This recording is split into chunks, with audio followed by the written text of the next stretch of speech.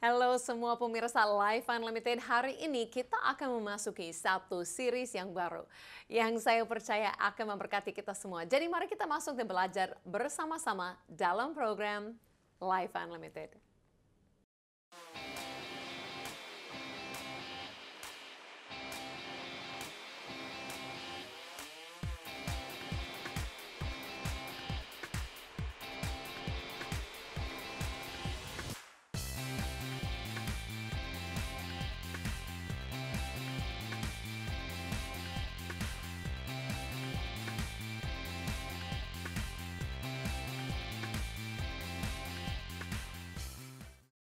Ya, halo bagi semua pemirsa Live Unlimited. Apa kabar? Saya harap semua baik-baik, sehat-sehat, dan luar biasa di dalam Tuhan.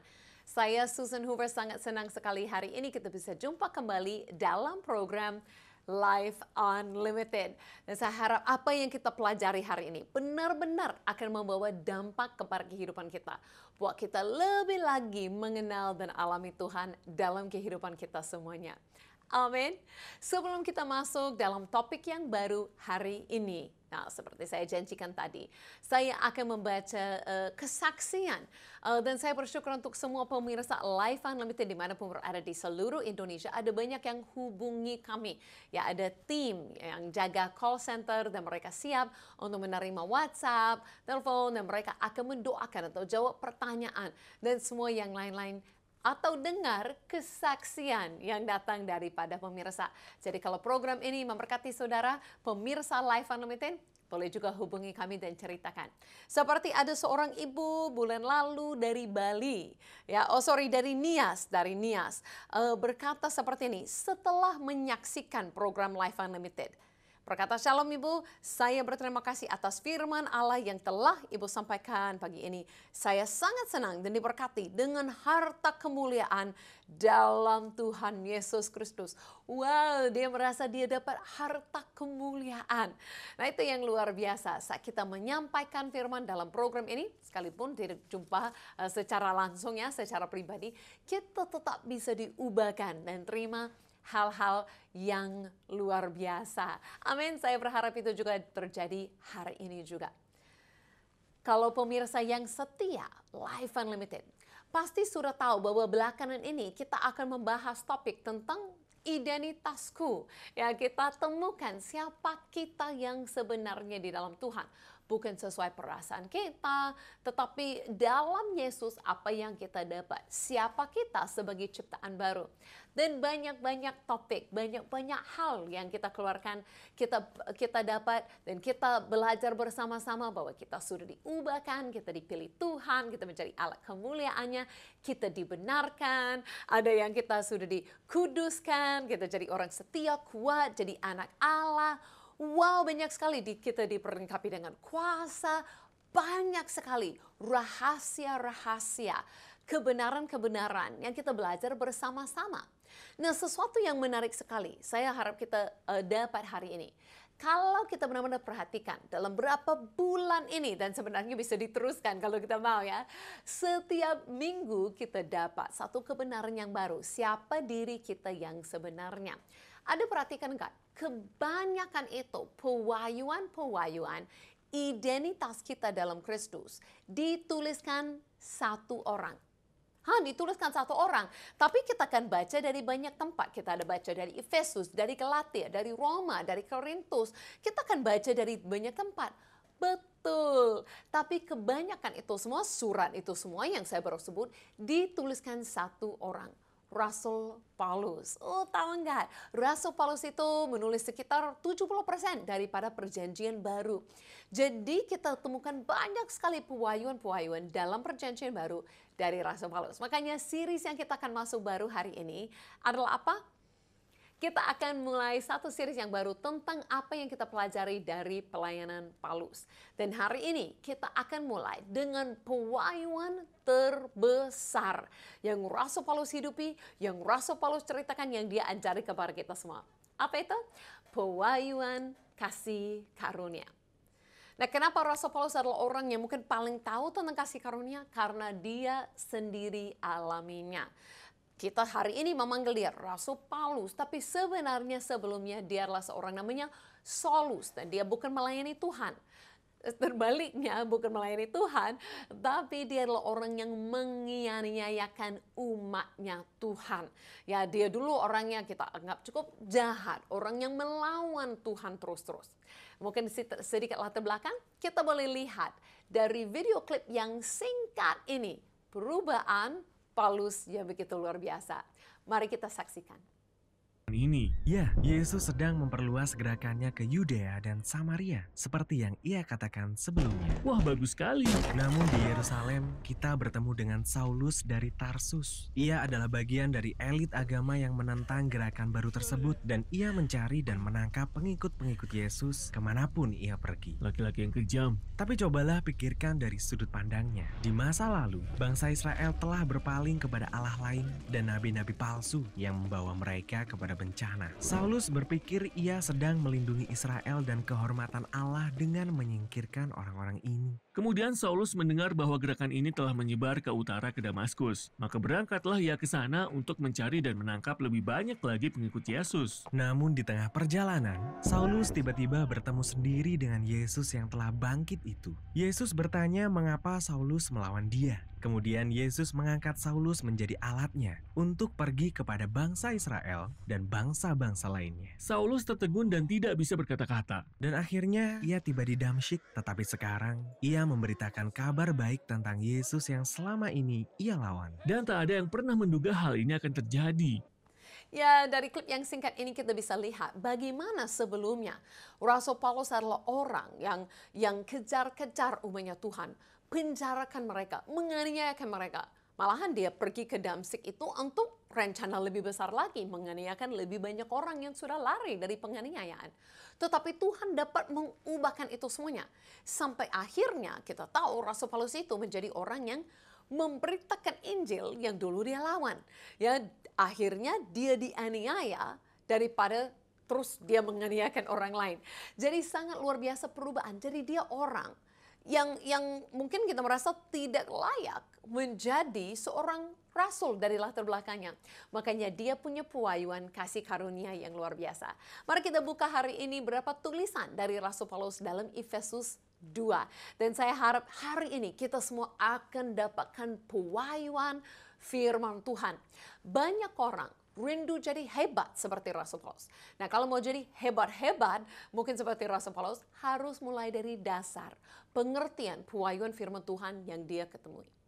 Dalam Efesus 2 ayat 4 berkata, tetapi Allah yang kaya dengan rahmat oleh karena kasih-Nya yang besar, yang dilimpahkannya kepada kita, telah menghidupkan kita bersama-sama dengan Kristus, sekalipun kita telah mati oleh kesalahan-kesalahan kita, oleh kasih karunia kamu diselamatkan.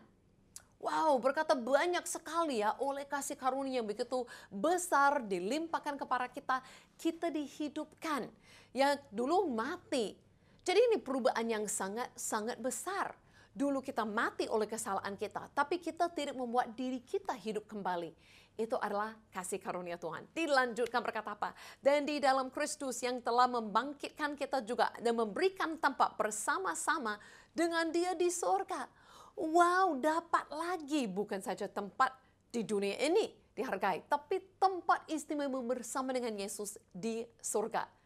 Perkata ayat ke-7, supaya pada masa yang akan datang Dia akan menunjukkan kepada kita kekayaan kasih karunia-Nya yang dilimpahkan sesuai dengan kebaikan-Nya terhadap kita dalam Kristus Yesus. Jadi dalam kasih karunia Tuhan, dalam kebaikan Tuhan itu masih terus dilimpahkan kepada kita. Dia masih mau menunjukkan kasih karunia kepada kita. Nah, apa yang saya mau kita dapat? Terlalu banyak hal mungkin dalam akhir ayat ini untuk saya bahas hari ini. Poin pertama kita adalah apa? Bahwa Rasul Paulus tuliskan seperti ini. Semua oleh kasih karunia. Siapa kita hari ini? Kita sudah pelajari, kita adalah orang yang sudah kuat, kita anak Tuhan, kita orang kudus, kita orang yang sudah dibenarkan, dipilih Tuhan, alat kemuliaannya, diperlengkapi kuasa. Bagaimana itu semuanya terjadi? Bagaimana kita menjadi hidup kembali? Bagaimana kita dapat hidup baru? Bagaimana kita akan dapat tempat di surga? Bagaimana ini semuanya? Semua oleh kasih karunia. Artinya bukan oleh kelayakan kita, tapi semuanya adalah pemberian kasih oleh Tuhan. Itu adalah dasar kita harus tahu bahwa banyak sekali hal kita dapat oleh Tuhan. Bukan saja sedikit. Dan semuanya itu bukan satu pun yang kita sendiri layak. Bukan satu pun yang kita sendiri meraihkan. Semuanya oleh kasih karunia. Bukan Susan Hoover yang katakan, ya, ini Alkitab. Kadang-kadang ada orang yang berkata, jangan terlalu banyak mengatakan kasih karunia. Hitung saja pemirsa Life Unlimited berapa kali dalam ayat-ayat ini kata kasih karunia keluar. Jadi saya mengatakan itu karena saya baca firman Tuhan. Itu firman Tuhan. Ya, nanti kita akan belajar lebih banyak lagi, tapi kita lanjut kepada ayat 8 dan 9. Ini adalah poin yang pasti kita semua setuju ya. Berkata apa? Sebab karena kasih karunia kamu diselamatkan oleh iman, itu bukan hasil usahamu, tetapi pemberian Allah. Itu bukan hasil pekerjaanmu. Jangan ada orang yang memegahkan diri. Wow, ini luar biasa. Ini keselamatan, kita tahu berkata bukan pekerjaan kita. Bukan hasil sesuatu yang kita raihkan, bukan sesuatu yang kita lakukan. Kita diselamatkan oleh kasih karunia. Kita diselamatkan oleh kasih karunia. Nah, dalam perjanjian lama itu berbeda. Dalam perjanjian lama mereka terima hukum Taurat dari Musa dan mereka berusaha untuk berkenan, untuk diselamatkan Tuhan oleh apa yang mereka lakukan. Kalau pernah ingat, ada saatnya Musa pun terima. Ya, dalam lalu batu dia terima perintah-perintah Allah. Itu 10 perintah yang pertama. Musa terima sesuatu dan itu dituliskan di batu. Ya, Tuhan sendiri tuliskan di batu itu perintah-perintah. Tapi jangan sampai hanya 10 perintah.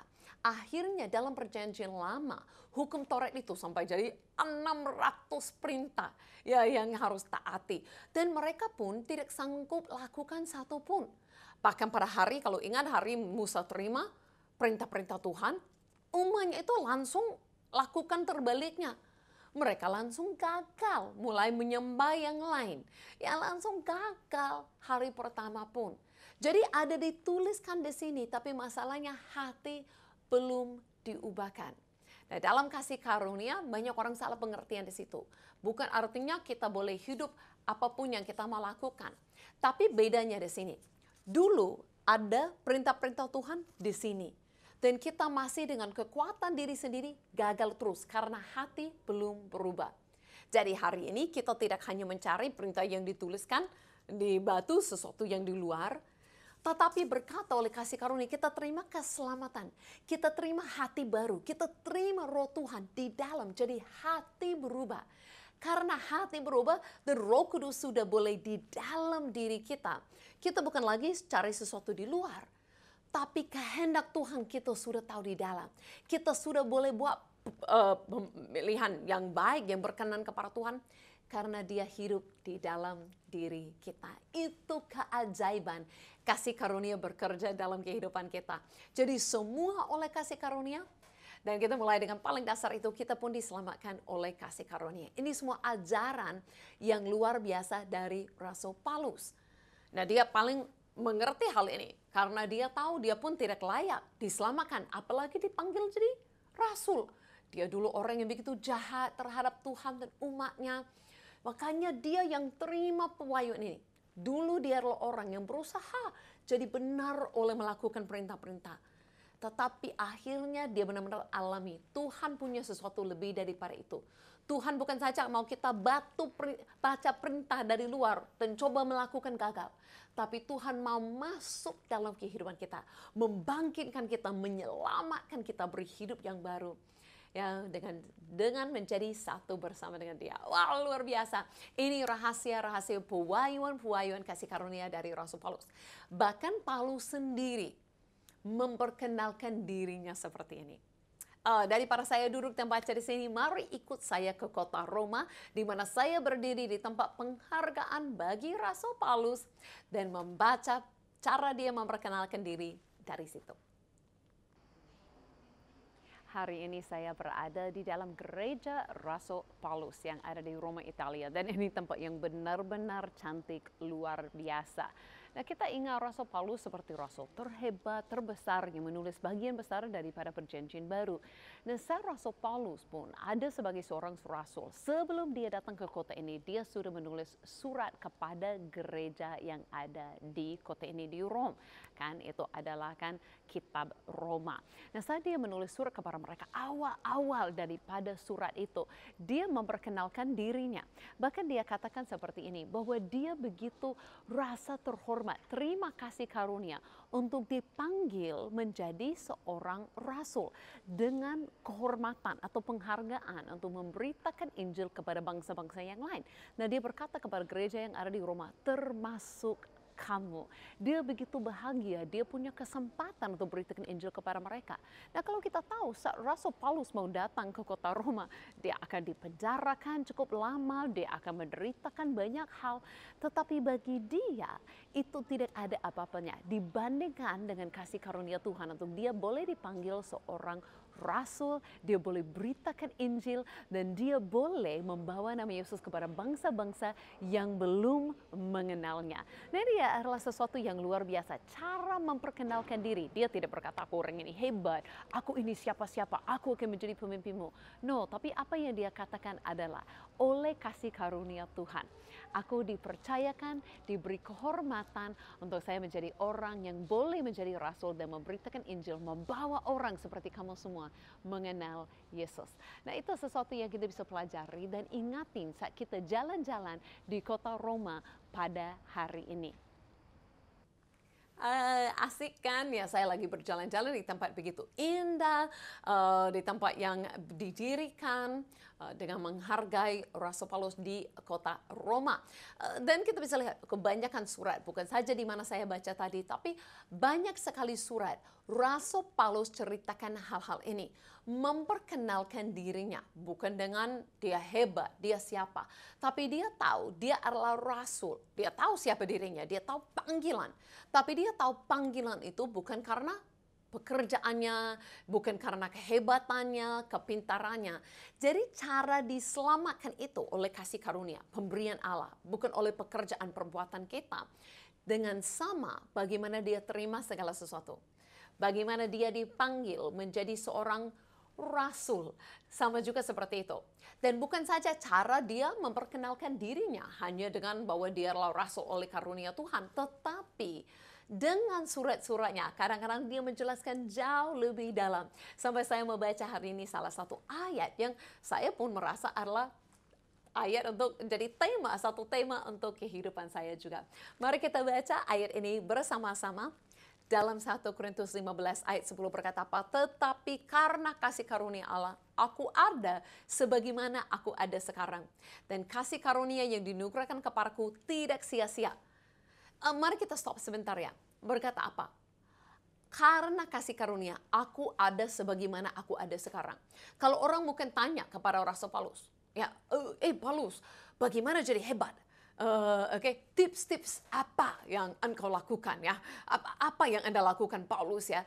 Tips-tips apa? Kerja keras apa? Atau lakukan di kota apa? Atau strategis apa? Nah, Paulus memang ada hikmat dan ada itu semua. Tetapi dasar-dasarnya dia berkata, aku ada bagaimana aku ada, bukan karena kepintaran, bukan karena ini, karena itu, tetapi karena apa? Karena kasih karunia. Dan dia berkata, kasih karunia itu tidak sia-sia. Apa itu lakukan? Mari kita baca terus. Berkata apa? Sebaliknya, aku telah bekerja lebih keras daripada mereka semua, tetapi bukannya aku, melainkan kasih karunia Allah yang menyertai aku. Jadi banyak orang berpikir, kalau sudah terima kasih karunia, jadi malas, tidak melakukan apa-apa. No, terbaliknya. Karena kasih karunia itu bekerja dan menyertai, memampukan kita untuk melakukan banyak hal. Jadi kasih karunia itu bukan hanya kita terima keselamatan duduk diam. No, itu beri tujuan, beri kemampuan kepada kita. Itu mengubahkan kita. Jadi Rasul Paulus katakan, sekalipun dia adalah orang yang punya pewahyuan terbesar tentang kasih karunia, dia adalah orang yang kerja lebih keras, tapi dia tidak merasa itu kekuatan dirinya sendiri. Itu adalah kasih karunia yang bekerja dan menyertai dia.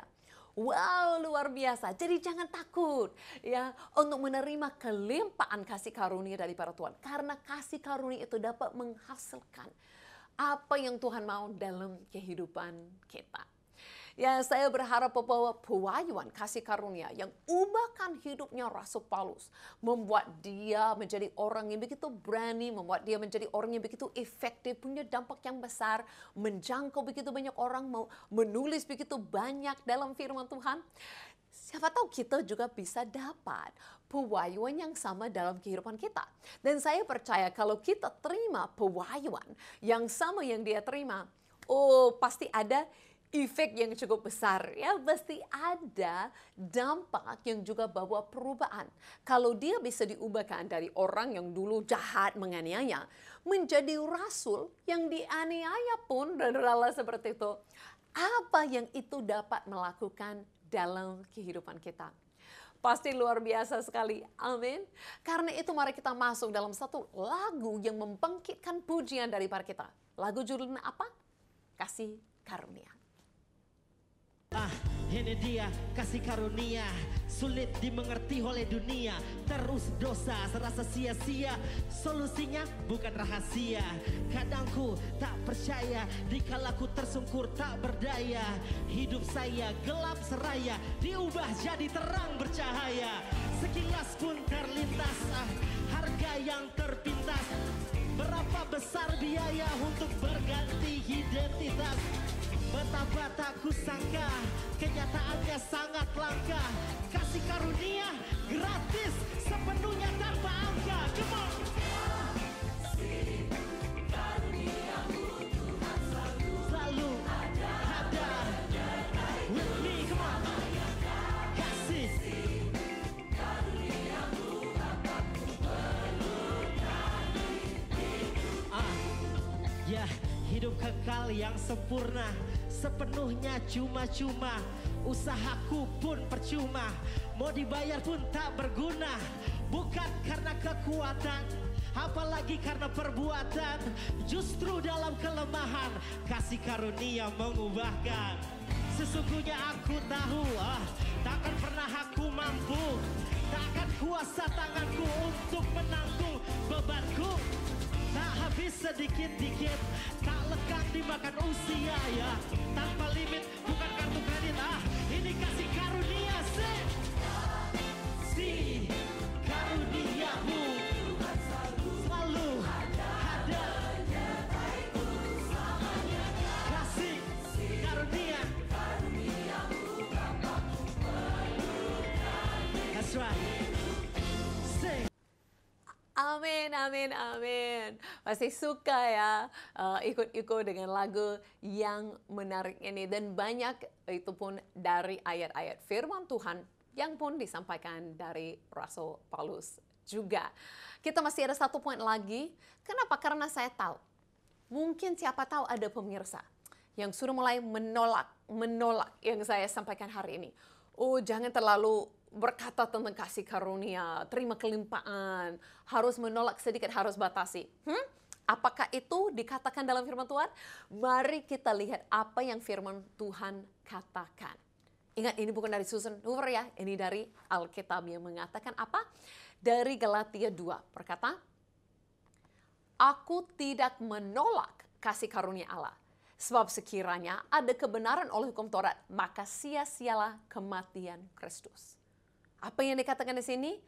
Aku tidak menolak kasih karunia Allah. Jadi kita tidak boleh menolak kasih karunia. Nah, mungkin kita menolak salah pahaman orang punya tentang kasih karunia. Tapi kita tidak boleh menolak kasih karunia.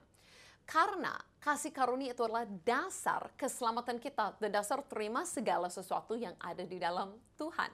Berkata di sini, kalau kita mulai menolak kasih karunia, itu artinya kita berkata, Tuhan, aku dapat membuat diriku benar.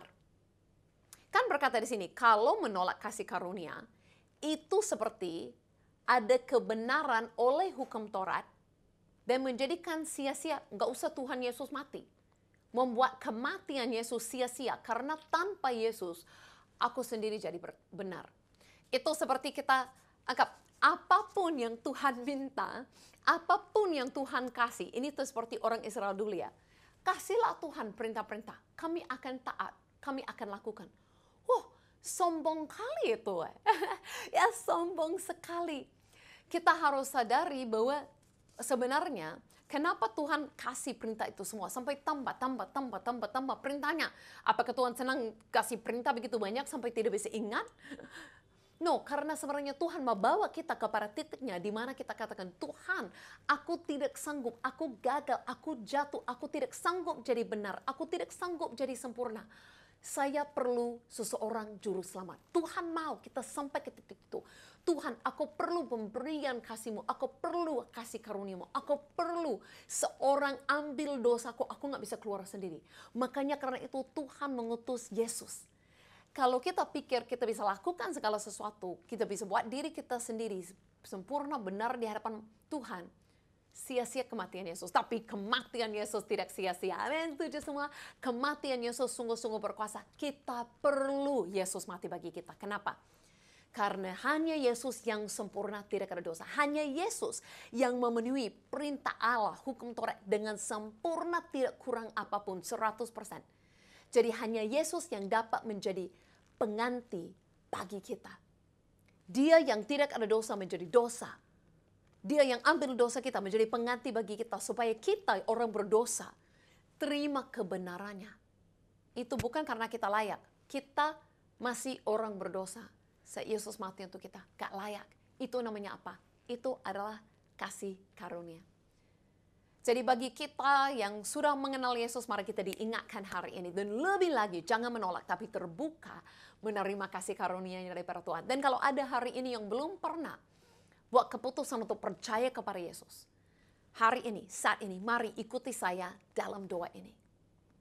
Dimanapun berada, katakan, Yesus, terima kasih. Engkau mengasihiku sampai Engkau rela menjadi pengganti bagiku. Engkau yang sempurna, ambil semua dosaku, bayar hukuman mati bagiku, tapi Engkau bangkit kembali. Dan saat ini, aku percaya, aku memerlukan Engkau sebagai Tuhan dan Juru Selamat. Aku percaya kepadamu, dan di dalam nama Yesus, aku berdoa. Amin. Amin. Kalau ada yang baru ikut doa itu, segera hubungi kami call center, ceritakan baru ikut doa untuk percaya kepada Yesus. Kami mau kasih sesuatu, memberi informasi lebih lagi, mendorongmu, menjelaskan lebih banyak hal lagi. Dan bagi kita semua, kita akan jumpa lagi di mana? Di program Life Unlimited ini, minggu depan, di channel yang sama, jam yang sama, hari yang sama. Sampai kita ketemu lagi, kasih karunia Tuhan menyertaimu.